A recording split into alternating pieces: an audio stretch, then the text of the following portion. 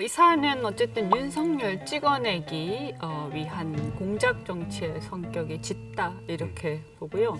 손준성 검사, 김웅 의원, 고발하는 당사자, 국힘 이렇게 연결이 돼 있다고 보는 거거든요.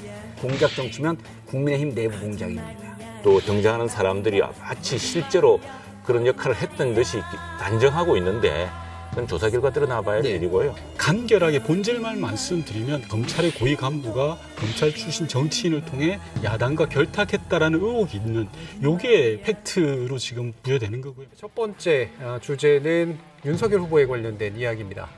검찰총장 재직 시절인 2020년 4월 손준성 대검 수사정보정책관이 검찰 출신인 국민의힘 김웅 의원에게 여권 인사들을 고발하라고 사주했다는 그런 의혹이 점차 좀 커지고 있는 그런 상태인데요. 이 문제의 고발장에는 검찰 공소장을 연상하게 할 만큼 구체적인 죄명까지 적시돼 있었다.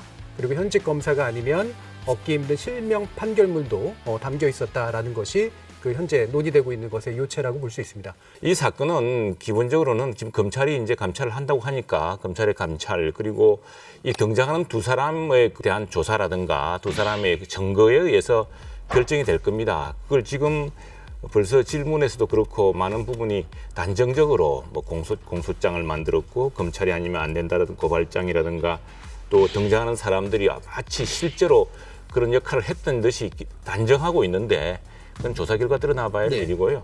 이 사안은 어쨌든 윤석열 찍어내기 위한 공작 정치의 성격이 짙다 이렇게 보고요.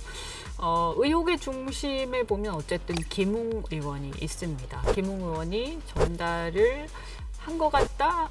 잘 기억이 안 난다 이렇게 왔다 갔다 하기는 하는데 어쨌든 전달했다라고 얘기를 많이 하는 것 같고 그런 이제 인터뷰라든 녹취를 보면 고발장을 일부는 자기가 작성을 했다라고 또 얘기를 하고 있고 나머지는 기억이 안 난다 이렇게 얘기를 하고 있습니다. 어쨌든 이 모든 것을 봤을 때 김웅 의원이 사실을 좀 밝혀야 할 것 같다 이렇게 말씀드리고요.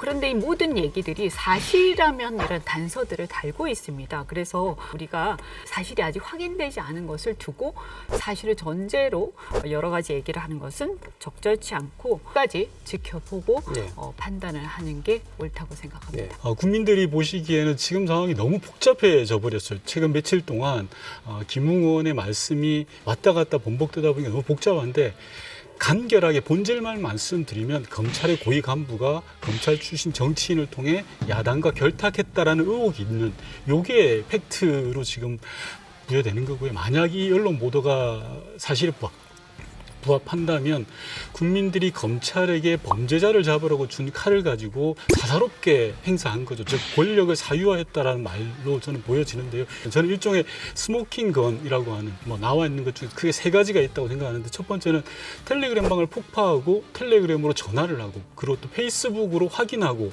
라는 것이 사안의 위급성을 입증한다라는 게 첫 번째고요.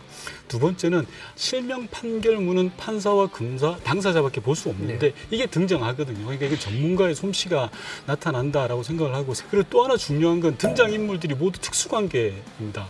검찰총장과 손준성 검사 그리고 손준성 검사와 김웅 의원 관계가 특수관계다. 이런 여러 가지 정황들 때문에 많은 국민들이 의심을 가지고 있다라는 건데 윤석열 캠프는 측근이 거론되고 있음에도 불구하고 계속 정치 공작 운운하고 계신데 좀 솔직해지셨으면 좋겠다. 국민들은 그걸 바란다라는 말씀드리고 싶습니다. 그런데 지금 이제 윤건영 의원도 쭉 말씀을 하셨지만 일단 이 고발장이 4월 3일, 4월 8일 두 번이 건네지는데 그게 7차례에 걸쳐갖고 캡처한 자료까지 상세하게 다 건네지는 거거든요. 거기에는 손준성 보냄이라고 되어 있는데 텔레그램을 잘 모르시는 분들은 야 이것도 조작할 수 있지 않냐 이렇게 얘기를 하는데 이 내용인 즉슨 제보자는 분명히 자료를 갖고 있었고 자료를 전혁수 기자에게 넘겼고 그리고 전혁수 기자는 이 근거를 갖고 김웅 의원과 통화하면서 김웅 의원이 나도 받았다 그리고 또 다시 말이 바뀌면서 일부는 내가 썼고 일부는 기억이 나지 않는다 이렇게 이제 왔다 갔다 하거든요.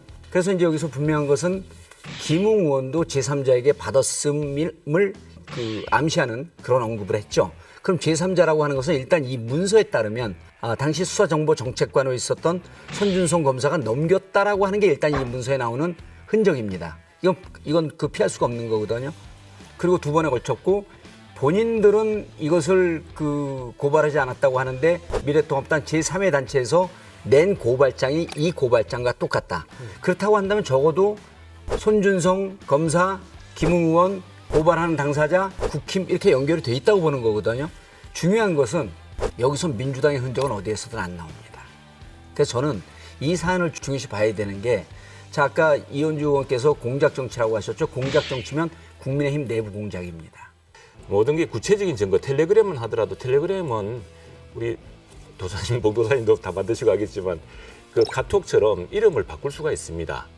그 실명으로 하는 게 아니거든요. 그래서 과연 그게 어떤지 모르겠고, 그다음에 검찰 공소장을 연사하게 하는 표현, 그것도 따져보면은 검찰 공소장 치고는 정말 유치하기 짝이 없는 글이 많이 나옵니다. 그거 나중에 말씀드릴게요. 물어보신다면은. 그래서 요지는 뭐냐 하면은, 자, 이게 국민의힘 내부 사안이라면 국민의힘 내부에서 시끄러워야겠죠. 그런데 이게 등장하자마자 인터넷 뉴스 등장한 걸 하나 가지고 법사위를 소집해서 하루 종일 총공세를 퍼붓지 않았습니까? 그런 것들이 과연 이게 정상적인 상황이냐 이렇게 의심하는 것이죠. 예. 국민의힘 내부의 권력 타주 싸움이라고 한다면 지켜볼 것이 왜 이렇게 호들갑을 떠냐, 이게 아니고 검찰이 지금 하는 이 행태라고 하는 게 실질적으로 정치에 개입을 하고 정치권의 전체적인 흐름을 뒤틀려고 하고 국민의 민심과 표심을 흔들려고 했던 거거든요. 그리고 이렇게 되는 것이 만약에 그때 검찰총장으로 있었던 윤석열 총장 당시에 이 행태라고 한다면 이제까지 살권수라고 하면서 자신을 마치 핍박받는 검찰총장이라고 얘기했던 이 코스프레가 거의 다 거짓이고 당신의 위장된 이미지는 허상이었다라고 하는 것에 대해서 국민들이 제대로 알아야 될 필요가 있다는 겁니다. 우리 정봉주 의원님께서 이 사건이 공작인데 국민의힘 내부의 공작이다 이렇게 말씀을 하셨는데, 어떻게 보면 굉장히 유감스럽게도 국민의힘 내부에도 조금 약간의 좀 결이 다른 부분도 좀 있는 것 같기도 하다. 이제 이 부분을 그래서 김웅 의원이 좀 밝힐 필요가 있다라고 저희 내부에서도 생각을 좀 합니다. 이게 좀 석연치 않은 부분들이 분명 있긴 있어요. 그래서 김웅 의원은 내가 그 최강욱 의원에 대한 고발장에 대해서 내가 일부 내가 작성을 하긴 했지만 이 손준성 검사에 대해서 내가 리뷰를 요청한 것 같기도 하다. 또 이렇게 얘기를 하거든요.